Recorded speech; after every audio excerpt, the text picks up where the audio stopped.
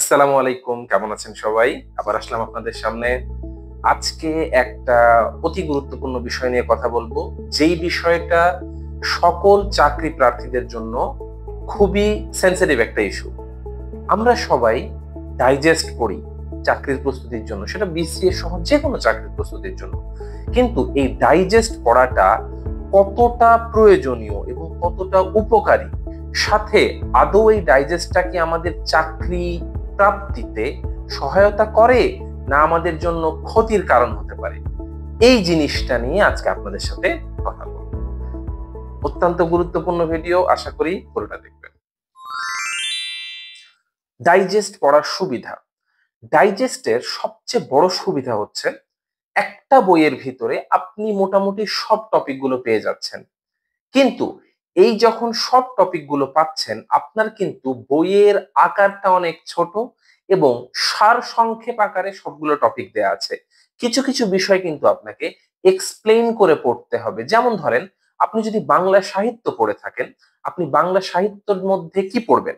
আপনি রবীন্দ্রনাথের সাহিত্যকর্ম, রবীন্দ্রনাথের বিভিন্ন রচনা, রবীন্দ্রনাথের বিভিন্ন ঘটনাবলী জীবনের, এই জিনিসগুলো যখন পড়তে যাবেন, তখন দেখবেন অনেক তথ্য ডাইজেস্টে দেয়া নাই। মাত্র কয়েকটা বই, কয়েকটা কবিতার বই, কয়েকটা উপন্যাসের বই, মানে একদম সামারাইজ করে জিনিসগুলো দেয়া আছে। তো এইটা কি আদৌ আপনার জন্য ভালো হবে? এই জিনিসটা কি পড়া আপনার জন্য ভালো হবে?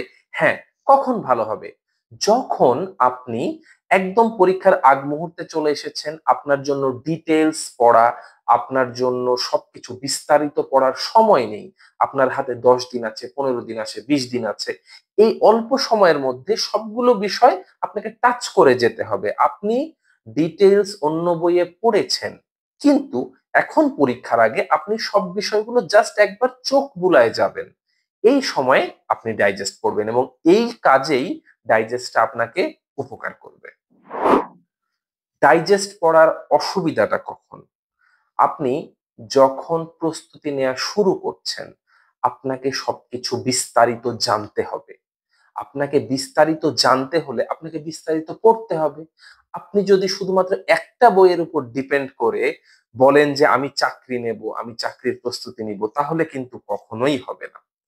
আপনাকে প্রতিটা সাবজেক্টের জন্য বিস্তারিত আলাদা আলাদা পড়তে হবে এবং এই বিস্তারিত পড়ার জন্য আপনার রেফারেন্স বইয়ের সাথে গাইড বই আপনাকে সহায়তা করতে পারে, কিন্তু অবশ্যই ডাইজেস্ট না। আপনারা যারা মনে করেন যে একটা বই পড়ে আমি চাকরি নিয়ে নিব, সেটা যে কোনো চাকরি হতে পারে, আমি তাদেরকে বিনয়ের সাথে বলছি, ভাই, there is no shortcut to success. একটা বই পড়ে আপনি চাকরি পাবেন না, সম্ভব না। আপনাকে অনেকগুলো বই পড়তে হবে, আপনাকে নলেজ নিতে হবে, আপনাকে প্রত্যেকটা জায়গা থেকে জিনিসগুলো জানতে হবে। একটা বই কখনো আপনাকে চাকরি দিতে পারবে না, এবং ডাইজেস্ট যদি সেটা হয়, প্রশ্নই ওঠে না।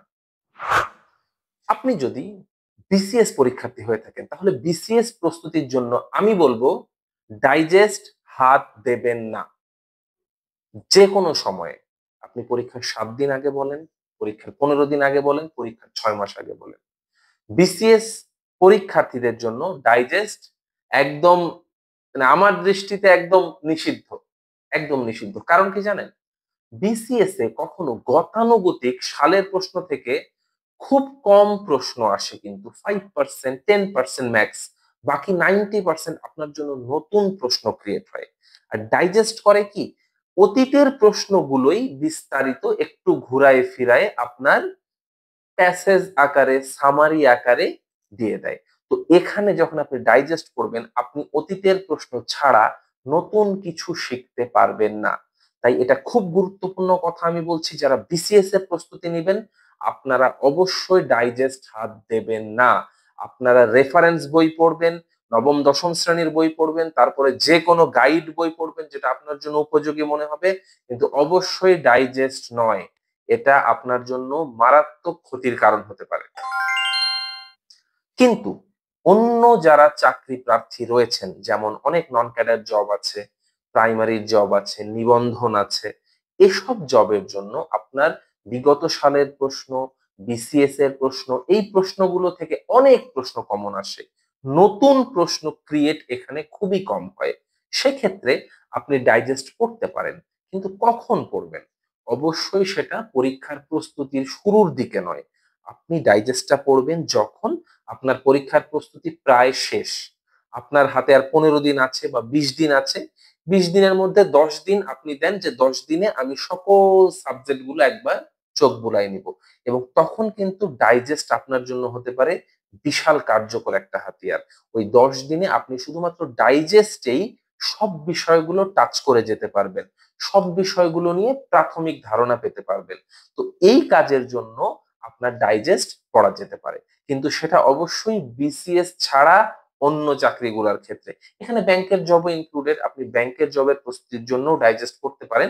তবে সেটা অবশ্যই আমি যেটা বললাম, পরীক্ষার আগে 7 দিনে বা 10 দিনে সবকিছু রিভিশন দেওয়ার ক্ষেত্রে ডাইজেস্ট কার্যকর।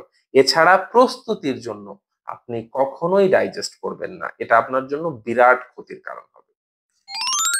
নতুন যারা চাকরি প্রত্যাশী রয়েছেন, যারা খুব রিসেন্ট পাশ করেছেন, অনার্স পাশ করেছেন অর মাস্টার্স পাশ করছেন, মাস্টার্স পড়াশোনা করছেন, যারা চাকরির জন্য এখন প্রস্তুতি নেওয়া শুরু করেছেন, তাদের জন্য বলবো ভাইয়া, ডাইজেস্ট আপনাদের জন্য না।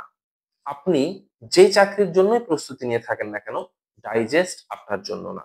আপনি অবশ্যই প্রথমে বোর্ড বই পড়বেন, প্রথমে সিলেবাস ধরে ধরে বোর্ড বই পড়বেন, নবম দশম শ্রেণীর বোর্ড বই পড়বেন। এইটা একদম মাস্ট রিড আপনার জন্য, যে কোনো চাকরি প্রত্যাশীদের জন্য বলছি, যারা চাকরির প্রস্তুতি মাত্র শুরু করছেন, নতুন ক্যান্ডিডেট।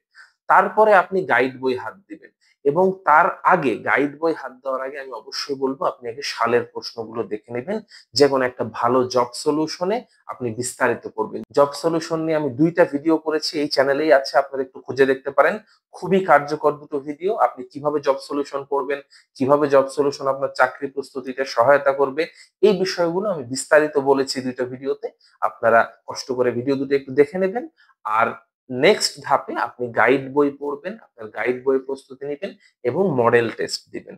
এভাবে ধীরে ধীরে আপনার চর্চাটা চালু করবেন। তবে অবশ্যই ডাইজেস্ট আপনার জন্য না, আপনি ডাইজেস্ট কখনোই হাত দেবেন না। তো এই ছিল আজকে অত্যন্ত ইম্পর্টেন্ট একটা বিষয়। অনেকের ভুল ধারণা আমার মনে হয় এতে একটু হলেও পরিবর্তন হয়েছে, যে ডাইজেস্ট আপনাকে চাকরি দিবে। সবাই মনে করে কি, চাকরির প্রস্তুতির শুরুতে একটা ডাইজেস্ট কিনে নেই, ডাইজেস্ট পড়ে নেই, অনেক কিছু শিখে যাচ্ছি এক বই থেকে, একের মধ্যে সব। ভাই, একের মধ্যে সব দিয়ে চাকরি হয় না, এই জিনিসটা কিন্তু আপনাকে একটু মাথায় রাখতে হবে। সুতরাং আপনার প্রস্তুতিটা ভালোভাবে করুন, এবং সেটার জন্য আপনাকে অবশ্যই ভালোভাবে নিজেকে প্রস্তুত করতে হবে, গাইড বই পড়ে এবং বোর্ড বই পড়ে। অবশ্যই ডাইজেস্ট নয়, ডাইজেস্ট শুধুমাত্র রিভিশন দেওয়ার জন্য কাজে লাগবে। তো আশা করি কথাগুলো আপনাদের ভালো লেগেছে। যদি ভালো লেগে থাকে, নেক্সট ভিডিওতে আবার দেখা হবে আপনাদের সাথে। আসসালামু আলাইকুম।